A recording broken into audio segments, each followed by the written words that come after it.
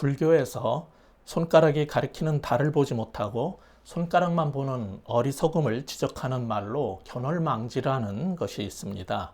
우리 기독교에서는 기적 그 자체를 보지 말고 그것이 가리키는 예수님이 누구인가를 보라는 의미에서 기적이 아니라 표적이라는 말을 씁니다. 헬라어로 세메이온, 영어로 사인이라는 단어를, 미러클이 아닌 사인이라는 단어를 사용하고 있습니다. 그러므로 우리도 오늘 본문의 기적 자체에 빠지지 말고 그것을 하나의 사인으로 여기면서 이 기적을 통해 보이시고자 하는 본질적 가르침이 무엇인지를 함께 알아볼 수 있으면 좋겠습니다.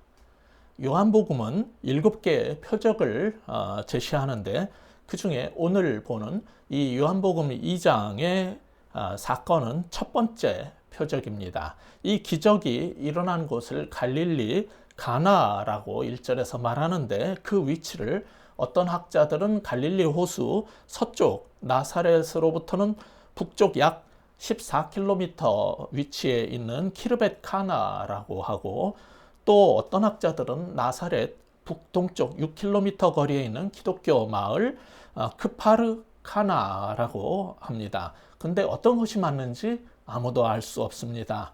이처럼 오래 연구해도 어딘지도 모를 작은 동네를 요한복음의 첫 번째 기적의 장소로 선택한 것은 우리로 하여금 장소에 신경 쓰지 말고, 장소 같은 데 관심을 두지 말고 기적의 본질 그 자체에만 초점을 맞추라는 성경의 의도가 있지 않나 하는 생각이 듭니다. 이 기적 장면인 혼인잔치는 종종 메시아 시대를 상징했고, 신약의 마지막 책인 요한계시록 19장 9절에 가서도 똑같은 방식으로 사용되고 있습니다. 그런데 유대인의 결혼식은 한밤에 횃불을 밝히면서 신랑의 친구들과 신랑이 함께 신부의 집을 향해서 행렬을 해가는 것으로 시작됩니다. 신부 집에 도착해서 신부가 조인을 하게 되면, 참여하게 되면 그 행렬은 다시 신랑 집으로 되돌아와서 연회를, 파티를 7일 이상 성대하게 여는 겁니다. 그런데 우리 3장을 다시 한번 읽어보겠습니다. 포도주가 떨어진지라 예수의 어머니가 예수에게 이르되 저들에게 포도주가 없다니. 포도주가 떨어졌다라고 말합니다.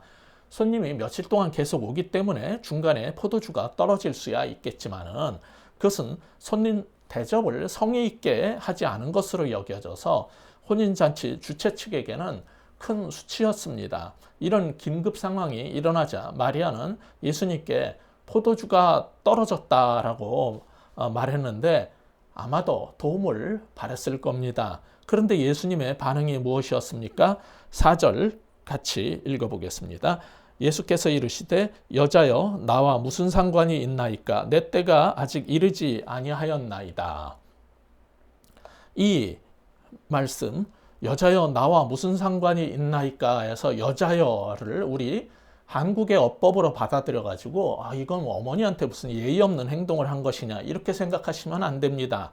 요한복음 19장 26절에 가면은 예수님께서 십자가에서 돌아가시기 직전에 제자들한테 내 사랑하는 어머니를 부탁한다고 할 때도 여자라고 이 호칭을 씁니다.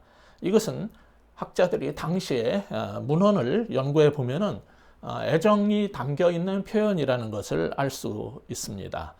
그 다음에 이어지는 나와 무슨 상관이 있습니까? 라는 말씀도 굉장히 냉정하고 매섭게 느낄 수 있을 거예요. 그러나 그것도 어머니를 인정하지 않는 무례한 말이 아니라 기적을 베푸는 상황에서 모자 관계라는 혈연 관계를 넘어서는 위치에서 수행하고자 함을 보이려는 어떤 설정입니다.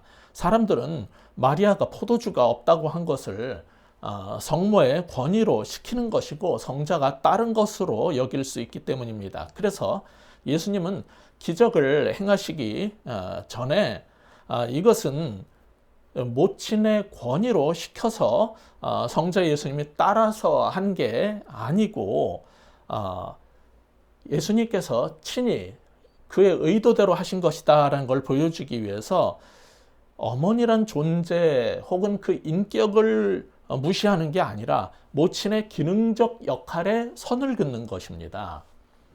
메시아로서의 사역을 결정짓는 것은 혈연이나 그에 의거한 어떤 세상의 관계에서의 지시에 의한 게 아니라 오직 성부 하나님의 뜻에 따라 성자 하나님의 주권에 의해서 행하시는 것이라는 것을 보여주려고 한 것이죠.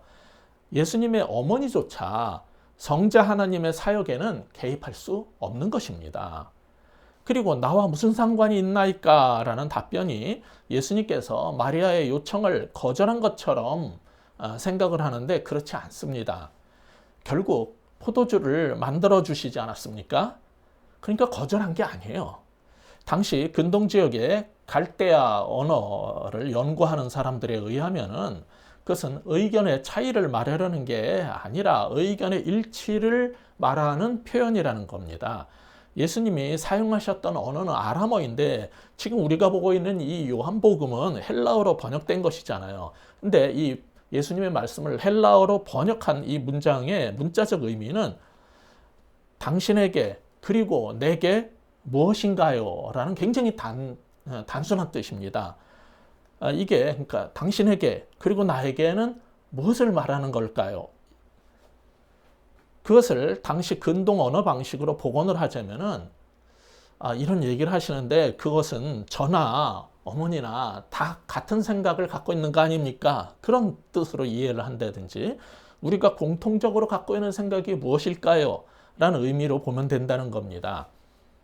이게 이상하게 생소한 해석이라고 들릴 수도 있겠지만 여러분이 구약의 열왕기하 3장 13절을 펴서 보시면은 엘리사가 이스라엘 왕에게 내가 당신과 무슨 상관이 있나이까? 라고 하고 그 다음에 요청을 들어주는 게 나와요. 그러니까 우리말로 현대식으로 그렇게 번역하는 거하고 다르다는 거예요. 원래 그 언어 표현 방식의 의미는. 그렇기 때문에 그 다음에 이어지는 4절에 이어지는 내 때가 아직 이르지 아니하였나이다 라는 문장도 사람들이 이게 무슨 뜻일까 하는데 이 문장을 이렇게 우리 성경처럼 평서문으로 번역할 수도 있지만은 일부 학자들은 의문문으로 이해하는 게 옳다고 봅니다.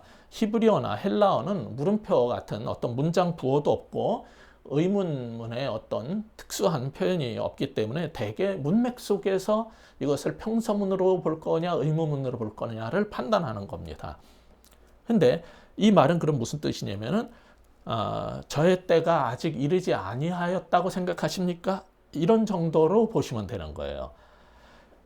여기서도 저의 때라는 말을 자꾸 12장 이후에 나오는 인자가 영광을 얻을 때, 즉 십자가의 대속적 죽음의 때로 연결시키고 하는 게 학자들의 관심사입니다. 학자들은 맨날 그런 식으로 뭐든지 예수님의 십자가의 대속적 죽음, 구원론 이런 데로 항상 갖다 붙이고 싶어 하는데 그것은 상당히 무리한 해석입니다. 분명한 것은 나와 무슨 상관이 있습니까? 라고 우리말로 보이는데 나와 무슨 상관이 있나이까 내 때가 아직 이르지 아니하였나이다 라고 말씀하신 다음에 기적을 베풀어서 포도주를 공급해 주셨다는 그 사실의 근거에서 이 문장의 이 말의 원래 의미가 무엇인지를 이해하려고 해야 할 것입니다. 그러니까 현대인들이 지금 성경을 보는 문자적인 표피적인 독해에 의하면은 마리아가 예수님으로부터 거절을 당한 것처럼 보이지만은 그게 아니라는 것을 5절에서 알 수 있어요. 5절 뭐라고 합니까? 같이 읽겠습니다.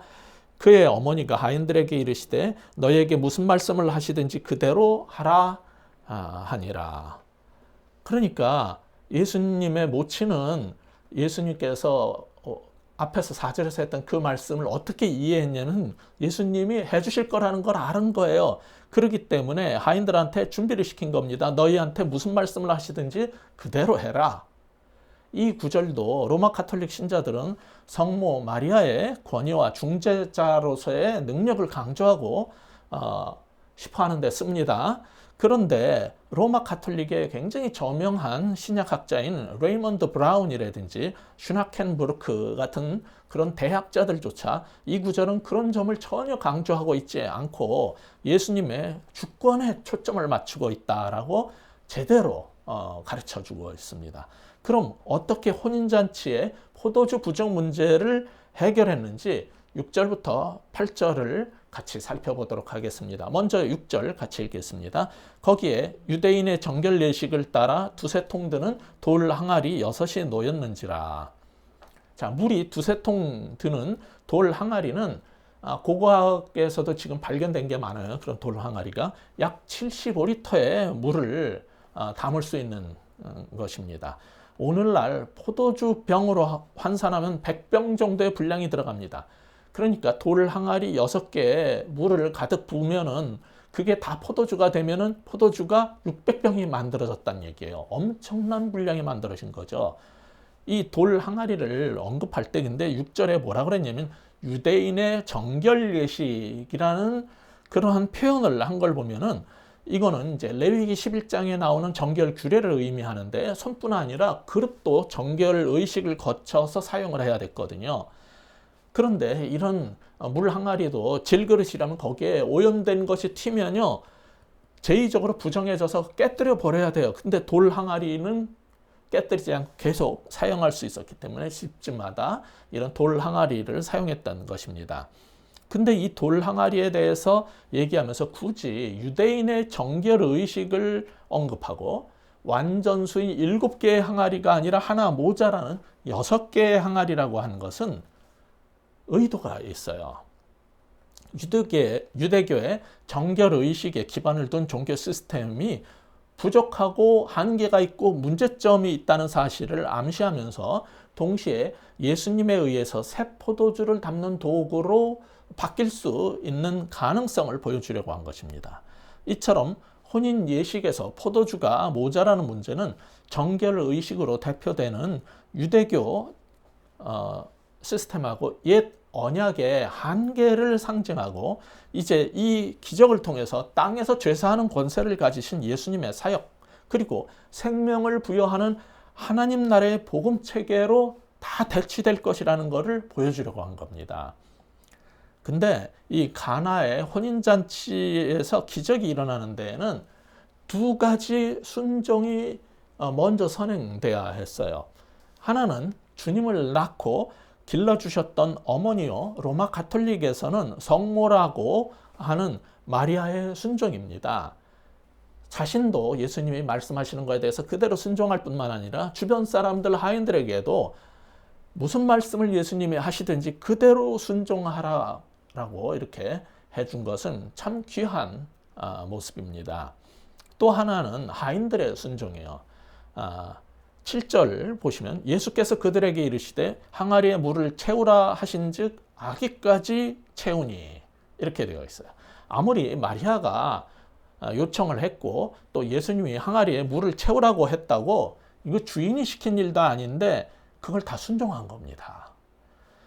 물을 떠다가 돌 항아리 하나에 계속 부어서 그걸 채웠을 거예요. 그 다음에 두 번째 항아리도 물 떠다가 계속 붓습니다. 세 번째 항아리도 채웁니다. 그러다 보면 사실 힘들고 짜증나면서 아니 포도주가 떨어졌는데 왜 물을 기울여 오라는 거야. 어디 가서 포도주를 지금 사오라고 해야지. 아니면 구워오라고 그러든지 이러면서 투덜댈 수도 있지 않았겠어요? 근데 하인들은 커다란 돌 항아리 한두 개가 아니라 6개에 꾸준히 물을 그대로 다 채운 거예요. 게다가 아기까지 가득 채워버렸어요. 이게 온전한 순종의 모습입니다. 왜 이 일을 하라는 건지 이유를 다 알지 못해도 내 생각과 내 주장과 내 이성과 내 합리성을 넘는 주문이라도 항아리 6개를 다 채울 때까지 꾸준히 한 아름다운 순종이 여기 있어요.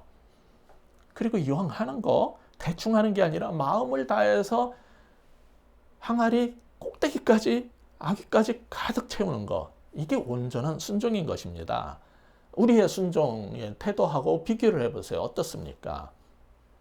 자, 그랬더니 이제 8절 같이 읽어보겠습니다. 이제는 떠서 연회장에게 갖다 주라 하심에 갖다 주었더니 예수님의 명에 따라서 하인은 이제 연회장한테 그것을 떠다가 주었어요.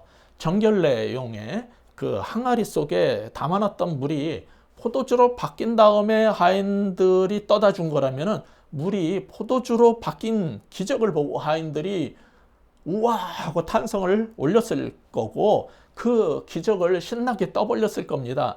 근데 이 본문을 보면은 조용했어요. 그것은 아마도 예수님의 발설 금지 지시가 있었을 것으로 추정이 되고, 그렇다면은 그것 역시 굉장히 귀한 순종인 것입니다. 만일 물을 떠다 주는 과정에 포도주로 변한 것이라면은 포도주가 없다는데 연회장한테 맹물을 떠다 주라는 말에 순종한 것이니 그건 역시 대단한 순종 아니겠습니까? 분명한 거는 예수님의 기적이 일어나기 전에 마리아와 하인의 이런 아름다운 순종이 있었다는 사실입니다. 주님의 말씀에 대한 온전한 순종이 있었기 때문에 혼인잔치에 참석했던 많은 하객들은 모두 좋은 포도주를 맛보는 놀라운 기적을 경험할 수 있었던 거예요. 따라서 오늘 본문의 첫 번째 메시지는 이것입니다.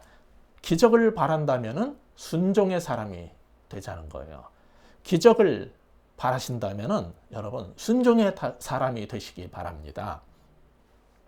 출애굽 때 홍해가 갈라지는 기적을 보기 위해서도 모세는 하나님 말씀에 순종해서 그 바다 물속으로 들어가서 발이 젖은 채 지팡이와 손을 들었던 거예요. 이 혼인잔치에서도 항아리에 물을 채우라 하셨을 때 누군가 순종해서 물을 떠다가 아기까지 채웠기 때문에 물이 변해서 포도주가 되는 기적을 경험할 수 있었던 겁니다. 기적은 우리 주님이 행하시는 주권적인 일이지만은 우리의 작은 순종이 항상 병행돼야 하는 것입니다. 여러분도 때로 하나님께서 말씀하시는데 당장 이해가 가지 않아도, 납득이 되지 않아도 주님께서 말씀하시면은 순종하는 사람이 되실 수 있겠습니까? 만일 우리가 그 말씀에 순종한다면은 놀라운 기적이 일어나는 걸 보게 될 텐데 그 기적의 의미는 무엇일까요? 9절부터 우리 10절 함께 읽겠습니다. 시작. 연회장은 물로 된 포도주를 맛보고도 어디서 났는지 알지 못하되 물 떠온 하인들은 알더라. 연회장이 신랑을 불러 말하되 사람마다 먼저 좋은 포도주를 내고 취한 후에 낮은 것을 내거늘 그대는 지금까지 좋은 포도주를 두었도다 하니라. 연회장이 10절에서 보듯 신랑에게 다가가서 어떻게 이런 좋은 포도주를 여태까지 숨겨뒀다가 이제야 내놓습니까? 아, 놀랍네요. 라고 허물없이 말하는 걸 보면은 이 연회장은 어떤 하인이나 집사장이라기보다는 신랑과 가까운 사람이었던 것으로 보입니다. 그런데 성경은 언제 어떻게 물이 포도주로 변했는지 그 과정을 가르쳐 주지 않아요. 마치 빛이 있으라 하매 빛이 있었고 땅이 있으라 하며 물에서 땅에 딱 솟아 올라오는 것처럼 거기에 식물과 동물을 채워 넣는 과정을 성경이 일일이 설명하지 않는 것과 마찬가지입니다. 우리는 포도를 으깨놓은 것도 아닌데 이거 맹물이 포도주가 되었다니 이거를 놀라운 기적이라고 여기고 호들갑을 떨기도 합니다. 그러나 아무것도 없던 태초에 말씀으로 세상이 존재케 된 것은 별것도 아닌 것처럼 여기고 놀라지도 않고 진화라고 이름만 딱 붙여놓고는 당연한 것으로 여기는 게 저한테는 신기하게 보입니다. 저는 사자가 작은 동물을 잡아먹고 고기를 먹고 덩치가 커지는 것은 이해가 되는데 소가 풀만 먹고 몸에서 그게 단백질이 만들어져 가지고 덩치가 점점 커지는 건 굉장히 신기하다고 생각을 합니다. 풀이 고기가 되는 과정에도 물이 포도주가 되는 것만큼 창조주께서 행하신 어떤 일이 있었을 텐데 말입니다. 근데 이게 매일 벌어지니까 기적으로 여기지 않는 거예요. 근데 이거는 특이한 게 그 전에도 그 후에도 없었던 일을 하신 거예요. 그냥 포도를 으깨 놓으면 자연히 시간이 지나면 포도주로 다 발효가 되는데 이건 물이 포도주로 변한 일이 순식간에 벌어졌고 그것이 역사의 한 시점에 역사의 한 장소인 가나의 혼인잔치 자리라는 특정 상황에서 일어났기 때문에 이건 기적입니다. 그 일이 또한 하나님의 아들인 예수 그리스도에 의해서 일어났다면 거기에는 분명히 어떤 의미가 있고 목적이 있는 겁니다. 그럼 그것은 도대체 무엇일까요? 구약의 아모스 9장 14절을 보면은 포도주를 하나님과의 혼인잔치에서 기쁨의 상징으로 소개를 합니다. 그런데 예수님이 가나의 혼인잔치에 와서 그것을 베푸셨다면은 그분은 마지막 날 있을 하나님의 혼인잔치의 기쁨을 지금 이 땅 위에 베풀러 오신 메시아라는 얘기입니다. 그래서 이 기적은 예수님의 정체성과 그 사역의 본질을 유대교에 전달하는 첫 번째 표적 사인이라고 한 겁니다. 그러니까 포도주 얘기가 나온다고 성찬식과 연결 지으면 안 되고 신학적으로 십자가의 대속적 죽음과 연관 지으려고 하지도 마시고, 오늘 본문은 하나님의 영광으로 가득 찬 마지막 날의 모습을 지금 이 땅에 보여주는 기쁨의 잔치 이야기로만 받아들여 주시면 좋겠어요. 그런데 이 기적은 전통적인 유대인의 풍습하고 조금 다른 점이 하나 있었죠. 아까 우리가 읽어본 것처럼 10절, 말하되 사람마다 먼저 좋은 포도주를 내고 취한 후에 낮은 것을 내거늘 그대는 지금까지 좋은 포도주를 두었다라는 거예요. 보통 포도주를 많이 마셔서 어느 정도 취기가 돌면 미각이 둔해지니까 그때는 질 낮은 포도주를 내놓는 그런 일들이 있었던 모양이에요. 그런데 이 혼인잔치에는 막판에 이전보다 더 좋은 포도주가 나온 거예요. NIV 영어 성경은 그것을 더 베스트를 내놨다라고 번역을 해놨어요. 이것은 마지막 날 베풀어질 하나님 나라의 혼인잔치는 우리가 지금까지 알던 결혼식 피련과 달리 더 베스트가 될 것이고, 그 기쁨은 세상에서 주지 못했던, 세상에서 맛보지 못했던 더 베스트가 될 것이기 때문입니다. 예수님은 유대교의 정결 규례로 구성된 지금까지의 종교 체계와 비교할 수 없는 월등하게 뛰어난 메시아의 포도주를 베푸시는 분이십니다. 정결 예식으로 대표되는 유대교 시스템이 줄 수 없는 메시아의 날에 보게 될 하나님 나라를 이 세상 속에서 지금 맛보게 하신 것이 이 표적의 의미입니다. 그럼 왜 이런 기적을 수행하신 걸까요? 이 표적을 행하신 이유는 무엇일까요? 11절 상반부만 같이 읽겠습니다. 예수께서 이 표적을 갈릴리 가나에서 행하여 그의 영광을 나타내시매. 예수님은 이 표적을 통해서 그의 영광을 나타내셨다고 하는데 뭘 나타내신 겁니까? 학자들은 또 이 영광을 자꾸 4절에 나오는 때라는 단어하고 연결을 지어가지고 십자가의 죽음으로 보려는 신학적 습관이 있어요.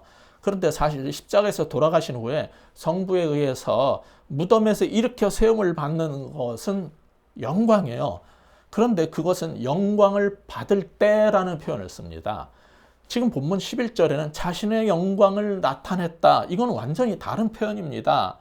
만일 11절에 이 영광이 십자가의 죽음 혹은 대속의 사역이라면은 이 포도주를 마시면서 이 기적을 경험한 제자들이 그 순간에 갑자기 전혀 몰랐던 십자가의 대속적 죽음이라는 그 조직신학적, 성경신학적 의미를 알았을까요?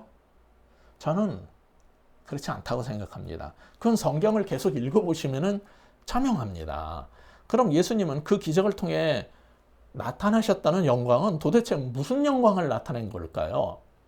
그것은 예수님은 단지 훌륭한 랍비요, 대단한 사람이라는 게 아니라 그 안에는 도무지 무언가 형용할 수 없는 어떤 신적인 그런 부분이 있다는 것을 세상 속에 살짝 보여준 겁니다. 예수님이 이 기적을 행하며 나타낸 영광은 십자가의 죽음과 부활이 아니라 히브리서 1장 3절에 보시면 이는 하나님의 영광의 광채시요 그 본체 형상이시라는 그 말씀이 의미하는 것, 예수님 품고 계셨던 하나님 영광의 광채를, 그 본체의 형상을 역사의 한순간에 살짝 비춰주신 거예요. 그것을 또한 우리가 보고 있는 이 요한복음의 서막인 1장 14절을 보시면은 말씀이 육신이 되어 우리 가운데 거하시며 우리가 그의 영광을 보니 아버지의 독생자의 영광이요 은혜와 진리가 충만하더라고 했던 그 영광을 보여준 거예요. 따라서 이 기적은 예수님께서 성부 하나님의 독생자요 은혜와 진리이신 로고스라는 사실을 드러내준, 즉 그것을 통해서, 그 기적을 통해서 하나님의 영광이 살짝 세상에 드러난 첫 번째 표적이 됐다는 거예요. 예수님은 그런 성육신하신 로고스고 물을 포도주로 바꾸시는 변혁의 주요, 창조주의 영광을 품고 계신 분이라는 것을 우리에게 알려준 겁니다. 따라서 오늘 본문의 두 번째 교훈은 이것입니다. 기적을 통해 예수님의 영광을 보는 사람이 되자는 거예요. 기적을 통해 예수님의 영광을 볼 수 있는 우리 모두가 됐으면 좋겠습니다. 이처럼 첫 번째 표적을 통해서 예수님이 누구인가를 드러내셨다면 이 기적의 궁극적인 의도는 무엇일까요? 11절 후반에 나와 있죠. 이 표적은 어떤 결과를 낳았습니까? 11절 우리 다시 한번 읽어보겠습니다. 예수께서 이 첫 표적을 갈릴리 가나에서 행하여 그의 영광을 나타내심에 제자들이 그를 믿으니라. 제자들이 예수님을 믿게 되었다는 것입니다. 이미 그를 따르던 사람들은 많았지만 예수님의 기적을 통해 예수님에게 서려 있는 하나님의 영광을 보고 그들은 예수님을 믿게 된 것입니다. 예수님께서 기적을 행하시는 이유는 이것처럼 그분이 누구인가를 깨닫고 믿음으로 마지막 날에 베풀어질 하나님 나라의 혼인잔치에 들어갈 수 있게 하려는 것입니다. 출애굽기 14장에서 하나님께서 기적을 행하신 목적을 우리가 2주 전에 보지 않았습니까? 그것은 이스라엘을 구출할 뿐만 아니라 이방 불신자들이 하나님께 영광을 돌리고 그분이 하나님이라는 사실을 인정하게 만들려는 것이었다면 오늘 요한복음 2장에 나타난 예수 그리스도의 기적의 목적은 제자들로 하여금 예수님을 믿게 만들려는 거예요. 물론 제자가 아닌 사람들은 아무리 많은 기적을 보여줘도 이사야 예언처럼 믿지 않습니다. 그러나 택하심을 받은 제자들에게 기적은 항상 예수님에 대한 믿음을 더해주는 어떤 표적이 된단 말입니다. 여러분은 어떻습니까? 이런 기적 이야기를 들으면 과학적인 의문만 더 생깁니까? 아니면 예수님에 대한 믿음이 더 커집니까? 이스라엘은 애굽의 노예 생활에서 구원을 받는 그 출애굽 당시에 수많은 기적을 경험했습니다. 그런데도 그들은 믿음이 별로였어요. 그래서 여호와께서 모세에게 이렇게 말씀하신 적도 있죠. 민수기 14장 11절입니다. 이 백성이 어느 때까지 나를 멸시하겠느냐? 내가 그들 중에 많은 이적을 행하였으니 어느 때까지 나를 믿지 않겠느냐? 기적을, 이적을, 표적을 봤으면 믿어야 된단 말이에요. 근데 믿지 않는다면은 하나님께서 표적을, 기적을, 이적을 행하신 이유가 도대체 뭐란 말입니까? 하나님은 우리로 믿게 하기 위해서 이렇게 기적을 베푸신단 말이죠. 따라서 오늘 본문의 마지막 교훈입니다. 기적을 통해 예수님을 더 잘 믿자는 거예요. 기적을 통해서 예수님을 더 잘 믿는 사람이 됐으면 좋겠어요. 오늘 이 본문을 통해서 우리는 무엇을 배웠습니까? 기적을 기대하신다면 순종하는 사람이 되자는 거였어요. 두 번째로 기적을 통해서 하나님의 영광을 보는 사람이 되라는 것이었어요. 마지막으로 기적을 통해서 예수님을 더 잘 믿는 사람이 되라는 것입니다. 제가 언젠가 한번 간증한 적이 있는데 저는 미국의 공학 박사 과정으로 유학을 하던 중 전임 목회자로서의 소명을 받고 하나님 왜 저같이 부족한 사람을 부르십니까? 라면서 거부를 하면서 마지막 몇 달을 정말 힘들게 보냈어요. 그러다가 내 제자 형제한테는 선교사로 부르실 때 기도원의 양털 시험처럼 어떤 응답을 해주셨다는 그게 생각이 나가지고 하나님 저에게도 표적을 주세요라고 기도를 했습니다. 무엇을 표적으로 구할까 하다가 그 매사추세츠의 한겨울이었기 때문에 눈이 굉장히 많이 왔는데 집 앞마당에 그 잔디밭에 눈이 하얗게 덮여 있었어요. 그래서 거기에 꽃이 피게 해달라고 했습니다. 순종하기 싫어서 기적을 요구한 것입니다. 그 다음날 공부가 안 되니까 평소에 가던 물리학 도서관 대신 인문학 도서관에 가서 금식하면서 기독교 잡지도 꺼내보고 성경을 보고 기도하다가 밤에 늦게 집에 들어와 가지고 자려고 누웠는데 어젯밤에 기도했던 게 생각이 나는 거예요. 그래서 다들 잠들길 기다렸다가 살짝 일어나서 문을 빼꼼히 열고 내다봤어요. 불을 탁 켜고 마당에. 그랬더니 역시 꽃이 안 폈더라고요. 그래서 아, 다행이다. 그러고서 들어가가지고 이제 자려고 누웠는데 계속 머릿속에 너는 지금까지 내가 베풀었던 수많은 기적들이 부족해서 또 기적을 원하느냐? 너는 지금까지 내가 했던 일들이 그 증거가 부족해서 또 표적을 원하는 것이냐? 라는 말씀이 계속 쉬지 않고 떠오르는 거예요. 너무 괴로워가지고 곤히 자는 아내를 깨워서 함께 기도하고 하나님 말씀에 순종하게 되었던 것입니다. 예수님 믿고 저는 수년간 여러 기적 같은 일들을 경험하면서 살았는데 그 당시에 부르심을 받을 때도 믿음이 없고 순종하기 싫어가지고 기적을 요구했던 사람입니다. 그렇기 때문에 오늘 이 가나의 혼인잔치의 이 기적 이야기를 하면서 저부터 먼저 그렇게 순종의 사람이 돼야겠다 다짐하면서 여러분에게 설교하는 것입니다. 오늘 이 요한복음 2장 사건에서 물 항아리는 유대교의 정결례로 대표되던 옛시대의 종교 체계를 말해요. 즉 유대교의 이 종교 체계는 종교적 껍데기만 남고 생명의 기쁨이 결여되었던 때예요.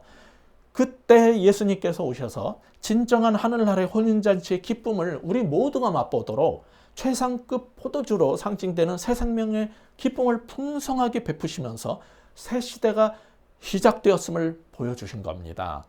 이스라엘의 옛 전통과 유대교가 이제 예수님으로 인해서 대치될 것을 보여주는 이 첫 사건으로 물을 포도주로 만드는 영광스러운 기적을 이 혼인잔치에서 행하신 거예요. 이렇게 예수님의 오심으로 지금까지의 유대교는 물론 모든 종교의식은 다 무의미해진 것입니다.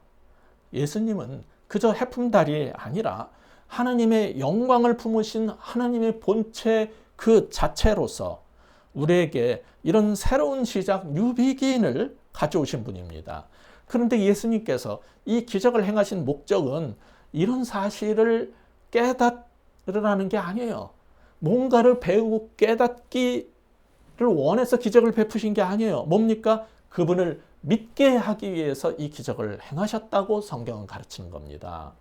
가만히 되돌아보면은 우리는 모두 삶 속에 조그만 기적의 경험들, 기적의 비밀들을 안고 사는 사람들이에요. 그런데 우리는 우리의 삶 가운데 있는 조그만 작은 기적들을 통해서 예수님을 더 잘 믿게 되었습니까? 오늘 본문은 바로 그것을 우리에게 물으며 도전하는 것입니다. 기도하시겠습니다. 하나님 아버지, 꼭 물이 포도주로 변하는 것만 기적이고 홍해가 갈라지는 것만 기적이 아니라 우리가 죽을 뻔했던 순간에서 정말 희한하게 살아남은 일들, 망할 수밖에 없었던 사업들, 그리고 도저히 할 수 없었던 결혼들, 너무나 아파서 아무도 도울 수 없는 상황에서 나왔던 모든 일들, 그리고 정말 졸면서 운전하다가 죽을 뻔했던 수많은 일들 가운데 갑자기 정신이 들고 또 그 사고를 피할 수 있었던 그 모든 것은 기적이 아니라는 아둔한 생각을 갖지 않게 하여 주시옵소서. 하나님은 우리 모두를 지금도 기적 가운데 이끄시고 우리의 삶을 풍성하게 하기 위해서 기적을 베푸시지만은 때로는 이렇게 역사의 한순간에 한 장소에 찾아오셔서 이전에 보도 듣도 못했던 기적을 행하시기도 하는데 그 기적 자체에 놀라고 기적에만 관심을 갖고 어떻게 그 일이 일어날 수 있었을까에만 초점을 맞추면서 기적을 행하신 목적과 이유를 잃는 어리석은 자들, 바보들 되지 않게 하여 주시옵소서. 예수님께서 가나의 혼인잔치에서 이 기적을 행하신 것이 정말 그 제자들을 믿게 하기 위하고 그 가운데 서려 있는 하나님의 영광을 보게 하기 위한 것이었다면 우리도 이 말씀을 읽으면서 예수님 속에 있는 하나님의 영광을 보게 하시고 이런 기적의 기사를 보면서 정말 우리의 믿음이 더 커지게 하여 주시옵소서. 예수 그리스도 이름으로 간절히 기도하옵나이다. 아멘.